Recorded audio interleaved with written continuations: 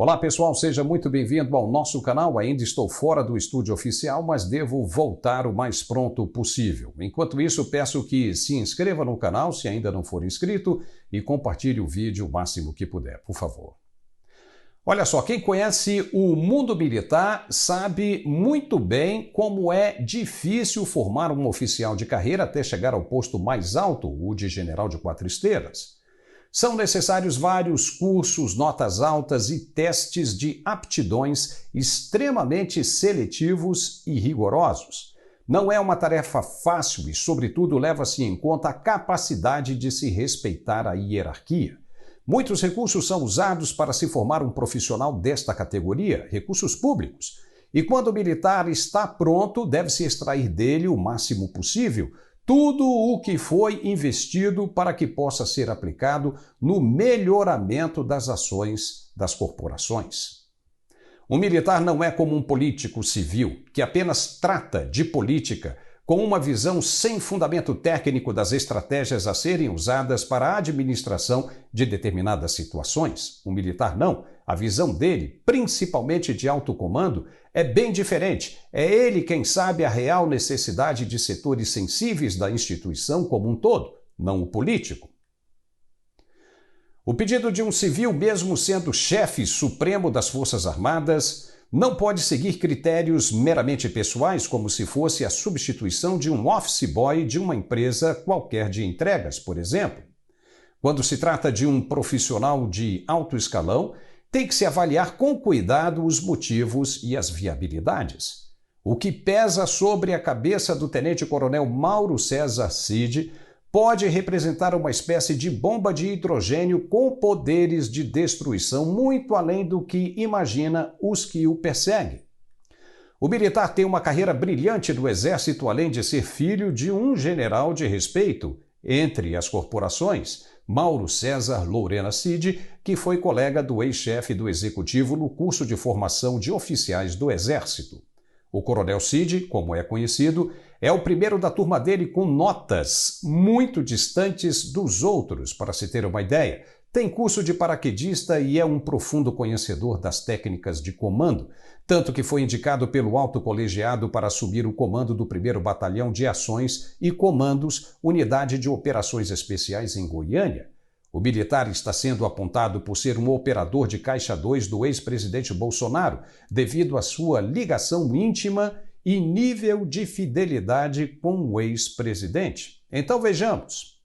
As preocupações do atual governo com relação a esse tema são inúmeras. Dentre elas, a de que Cid assumiria o comando de uma unidade extremamente preparada para insurgências de emergências, localizada a apenas 200 quilômetros de Brasília.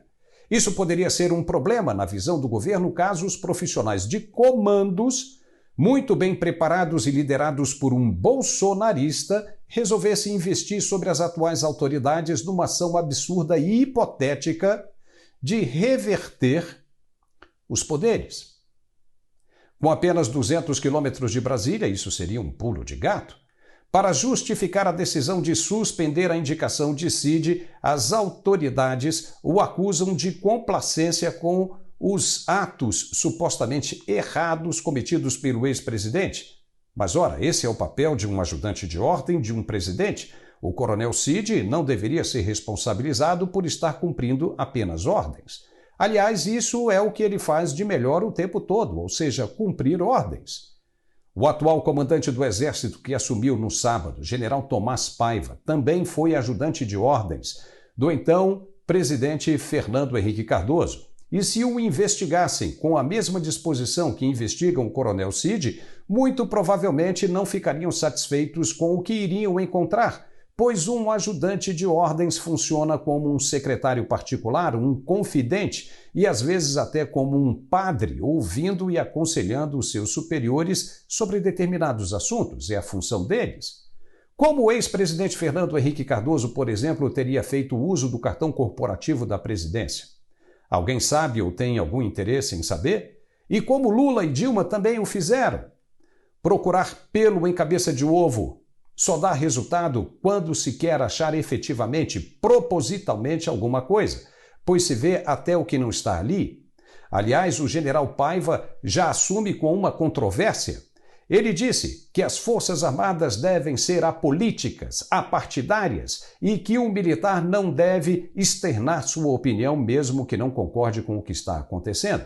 Mas é engraçado, ele mesmo foi político ao dizer que o resultado das eleições das urnas deve ser respeitado. Veja. Nós vamos continuar íntegros, coesos, respeitosos e garantindo a nossa democracia. Porque democracia pressupõe liberdade, garantias individuais, políticas públicas e também é o regime do povo, alternância do poder. Alternância do poder, é o voto. E quando a gente vota, tem que respeitar o resultado da urna. Ser militar é isso. Ora! Não estaria aí o general emitindo a opinião dele? E pior, no campo da política?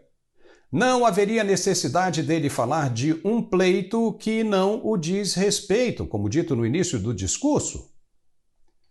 Como já dissemos aqui, isso mais parece uma tentativa, que não vai terminar tão cedo, de incriminar a todo custo o ex-presidente, pois ele representa um risco claro para a continuidade do projeto de governo que está aí. Como Geraldo Alckmin chegaria ao poder se não fosse pelas costas de Lula? E quem mais poderia gerar argumentos como os que foram gerados para desafiar a popularidade de Bolsonaro, se não Lula? Mas a missão ainda não está concluída, dado ao que representa a presença de Bolsonaro no exílio. Sim, exílio, porque é o que deverá acontecer se ele não quiser ser preso, pois as autoridades brasileiras dizem já terem encontrado elementos mais que suficientes para a cassação dos direitos políticos dele. Não vão deixar que Bolsonaro participe do pleito de 2026 de jeito nenhum, pode até esquecer. Por isso procuram inclusive acabar com a carreira de um militar em ascensão, como é o caso do Coronel Cid. Sabendo das responsabilidades e das verdadeiras intenções que estavam por trás da ordem de afastamento do militar, o então chefe do Exército, general Arruda, respondeu com um sonoro não vou fazer isso, e foi a gota d'água para sua exoneração e encaminhamento para a reserva.